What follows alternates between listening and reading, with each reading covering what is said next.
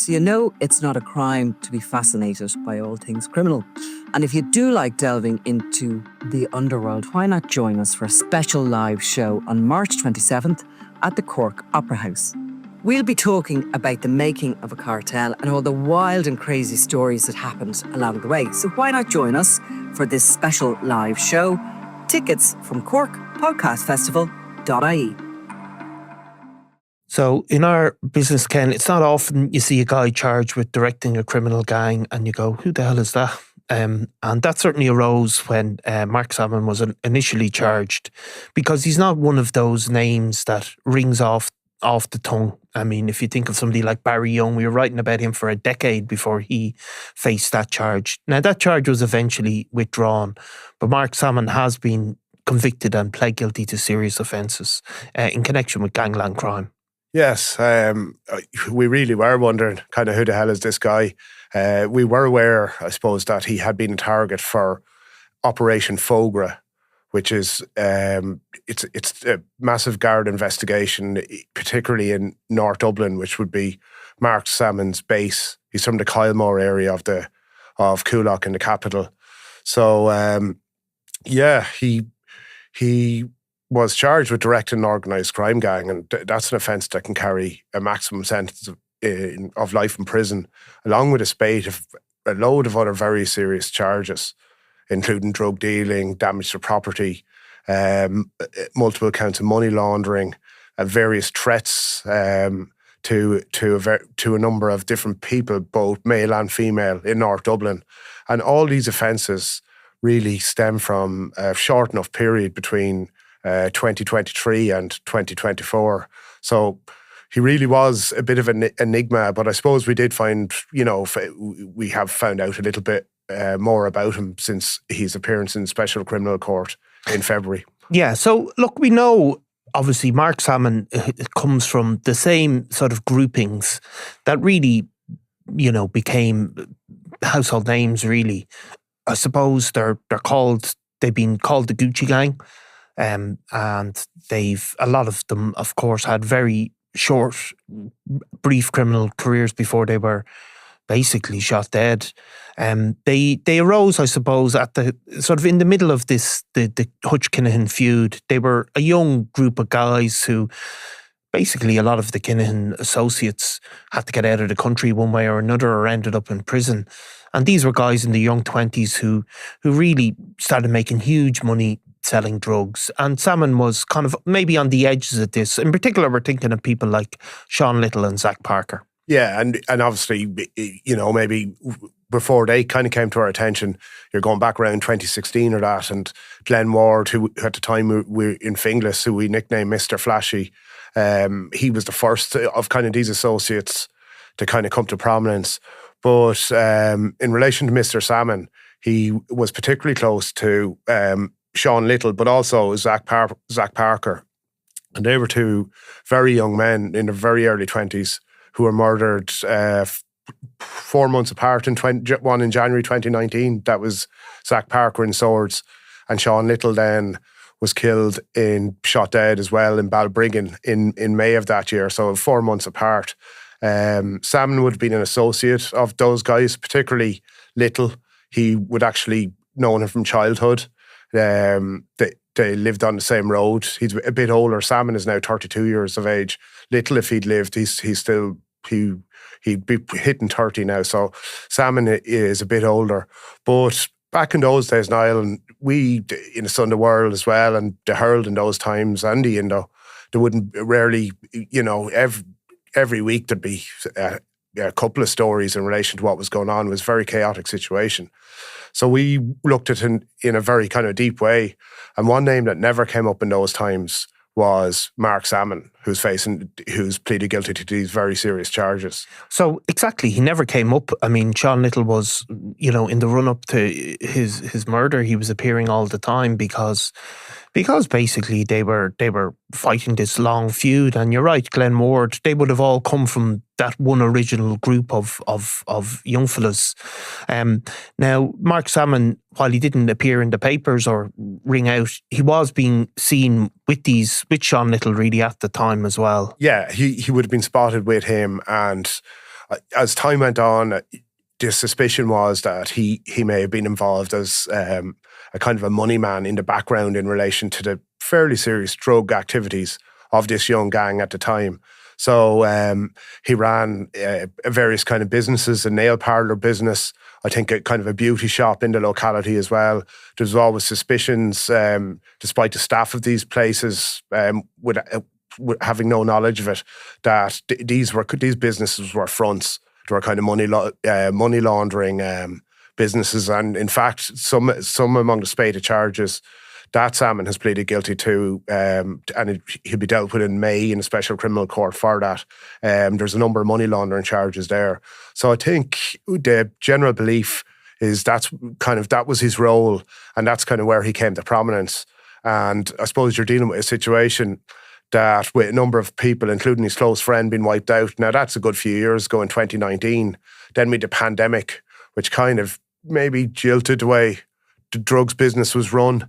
We're obviously long out of that, but it seems to be in that stage after COVID, after the lockdown, that this guy kind of came to the fore. But some people that are familiar with the situations say that he almost kind of came out of nowhere at the start anyway. And he doesn't, as you said, like Sean Little, partly why they were called the Gucci Gang was because they were wearing all these designer clothes, and you just had to open up, social media, and you'd see them jetting around with, expensive watches. And of course, they were on the water skis that were famously, ultimately, would be taken by the Criminal Assets Bureau. But also they were living this incredible lifestyle, going to Ibiza and all these other places. But Mark Salmon is the opposite to that. He certainly kept a very low profile. When you look for him on social media, he's simply not there. And, he in your article, you'd sort of describe him as being pretty clean cut and, not showy. Yes, but I think at the same time, he wouldn't be adverse to the design, some of that bling you talk about either. But he wasn't at the centre of like Sean Little and Glenn Ward, and like I say, even Zach Parker. These lads, they made no secret of their love of the big lifestyle and stuff like that. But so this individual for a number of years, and he's that bit older than those other lads, was in the background until, for whatever reason, whether it's the people above him or whether it was a personal decision himself, decided to step up. And when he did step up, in particular, drug debt intimidation and in a very vicious way, was a tactic that he employed. Yes, and of course this has been, actually in North Dublin, has been a real focus for Gardaí on this sort of drug intimidation, and there's, it's obviously a huge issue, something that we've spoken about, where basically people end up in debt over drugs, whether they're seized or not. And what happens is that drug dealers go seek to collect it, and it gets put on their families, really, doesn't it, largely, and there's threats of violence. Like, how was Salmon actually caught? And it's, I suppose, again, his how he's caught it shows again that, well, cocaine is an inter-county business, isn't it? It is, and it obviously that particular type of crime we're talking about is very insidious. I don't think it's a case of him being actually caught in any particular instance. We'll know much more when the sentencing hearing happens in May. A number of what he's been charged with and so on, they're all interlinked. But you can be under no doubt that evidence from mobile phones has played a key part in this Garda investigation, which has been run out of Coolock and Clontarf. One thing we can say for sure is that there's one aspect of a charge in relation to him that involves cocaine seized in County Leitrim. He was nowhere near that, in possession of that cocaine when it was charged. And there was two guys arrested, when he was charged with this offence. There was two North Dublin lads arrested in relation to it. And what seems to have happened is that their devices were seized off them, and an analysis of those devices seemed to indicate that these individuals were under some form of coercion from Mr. Salmon. And this seems to be kind of a tactic that he employed, heavy-duty intimidation. Yeah. And that also went as far as innocent family members being picked on. Yeah, which is a very, very, very frightening for people who get sucked into that world through no fault of their own because of what a family member has done. Now, there have been, obviously that was the murders of Zach Parker and Sean Little were described as the Coolock feud, though it was very, very complicated because there was, a number of shootings. There was a number of these sort of sub-factions within one gang fighting with each other and mixing with each other. And of course, Sean Little's own father, Stephen Little, was sucked right into it as well. It was, we often, and the Kinhen Hutch feud gets so much coverage and chat, especially even on this forum. But in the year of 2019, there was 5 murders. Yeah. Now, not all of there were 5 murders linked to feuding in Coolock. Yeah. Some of them were about different things. For example, Jordan Davis, who was killed in the presence of his a small baby. That's a solved crime. Yeah. There's at least 2 individuals serving life sentences for that. So that shows the complicated nature of that, because obviously Robert Rue Redmond is serving life for that murder. Jordan Davis was a really good pal of Sean Little. He tweeted, or he put a post on social media just before he left RIP to Sean, and then he's shot dead by Rue Redmond, who was also associating with all these people, but it's kind of a separate thing. So that just shows you what it was there was all these interconnected people that... It was very complicated. Even the fact there was Redmond had got a gunman from Tallaght actually murder Davis, who he'd been stalking Davis for a while. So it was very hard to kind of get a handle on it. But ultimately, 2019 with these 5 murders, it was a very high body count, and we speak there about Sean Little's dad, Stephen Little, getting sucked into it.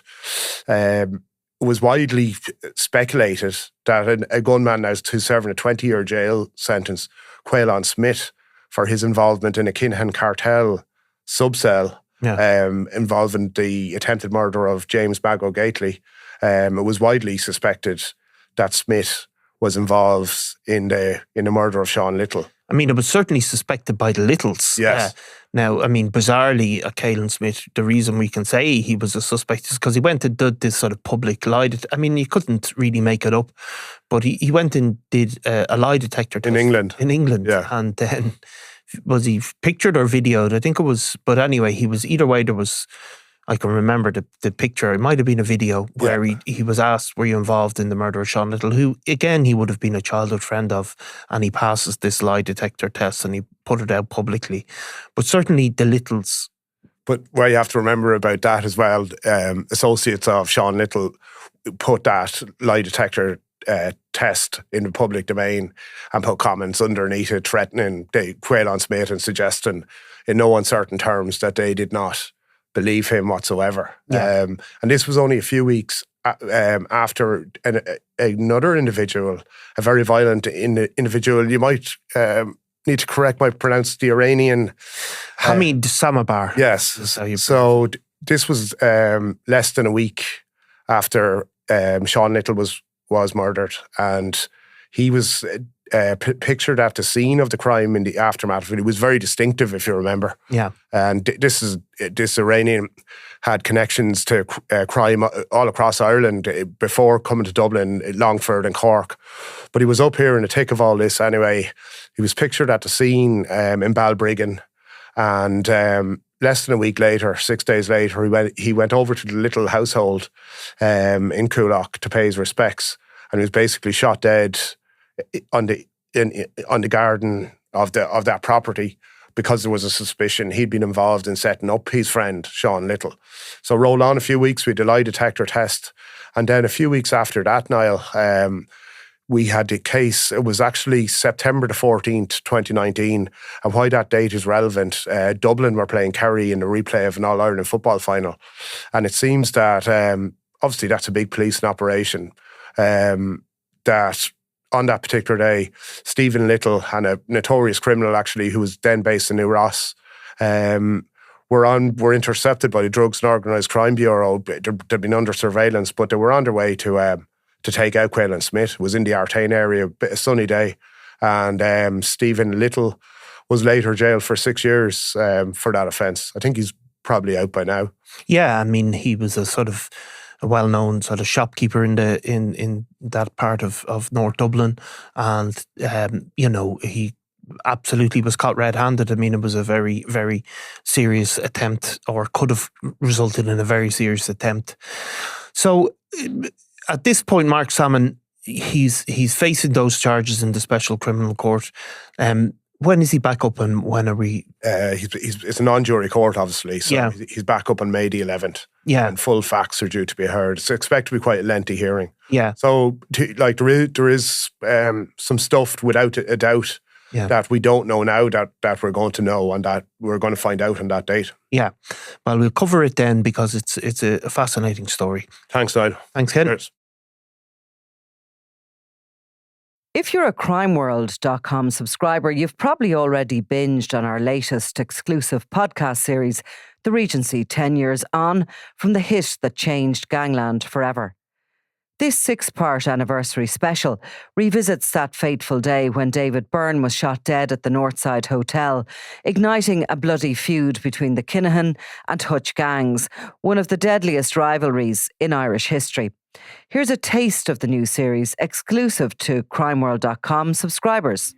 So that Friday was one of those really quiet days. I mean, we all knew that Daniel Kinahan was in Dublin for the Clash of the Clans Boxing Way, and at least we knew he was due into Dublin the next day. That Clash of the Clans match had been heavily advertised, but the day itself there was just little going on.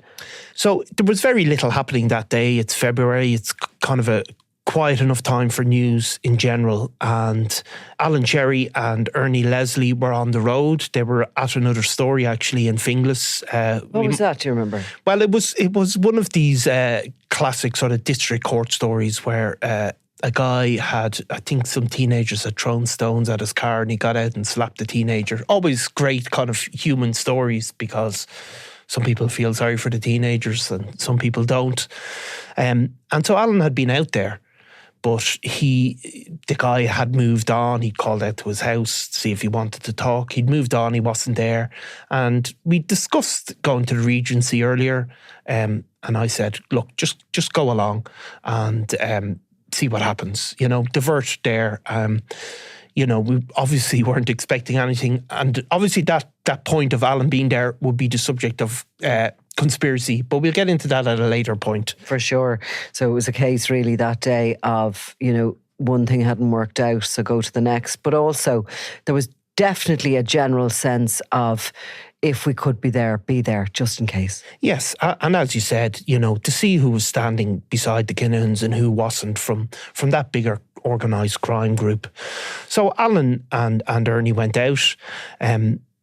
I got a call. I think you got a call almost simultaneously, but I got a call from Alan. I'd spoken to him earlier on the day saying, see what happens.